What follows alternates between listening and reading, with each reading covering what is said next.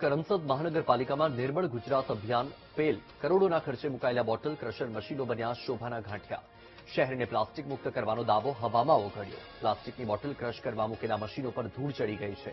2.5 કરોડનો ખર્ચ કરીને મહાનગરપાલિકાએ 50 મશીન વસાવ્યા હતા। બસ સ્ટેન્ડ અને બગીચામાં મુકાયેલા આધુનિક મશીનો હવે ડસ્ટબિન સમાન બન્યા છે।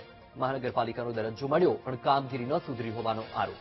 એજન્સી સાથે નબળું સંકલન અને અધિકારીઓની ઉદાસીનતાએ જનતાના પૈસા ડૂબાડ્યા હોવાનો પણ આરોપ લાગ્યો છે। સ્વચ્છતા અભિયાન માત્ર દેખાડો બનતા સ્થાનિકોમાં રોષ છે। તાત્કાલિક મશીનો રિપેર કરીને શરૂ કરવાની સ્થાનિકોએ માંગ કરી છે। કરમસદ આણંદ મહાનગરપાલિકા એ મિની કોર્પોરેશન બિગ કરપ્શનનો અડ્ડો બની ગઈ છે।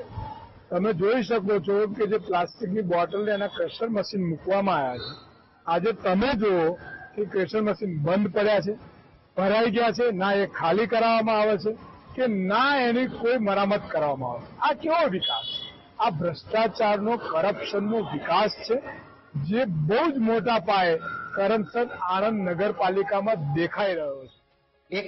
એક ક્રશર મશીનથી લોકો જે કંઈ પાણીની બોટલનો અથવા તો ઠંડા પીણાનો ઉપયોગમાં આ બોટલ વપરાશમાં લેતા હોય છે, એ બોટલ મશીનને ક્રશર કરી અને એનો જે ભૂકો બનાવી અને જે તે મહાનગરપાલિકા દ્વારા જે કંઈ એજન્સી નક્કી કરવામાં આવેલી હોય એ એજન્સીને એ આપવામાં આવતો હોય છે, અથવા તો એજન્સી એ લઈ જતી હોય છે અને એના વિવિધ પ્રકારના એમ કે હાલમાં એક એજન્સી આવી છે, બેન્ચો બનાવી આપે છે, અમુક ડસ્ટબિન બનાવી આપતી હોય છે, એ રીતના કામગીરીમાં વાપરતા હોય છે। આ જે બોટલ ક્રશર મશીનનો 50નો અંદાજે ખર્ચ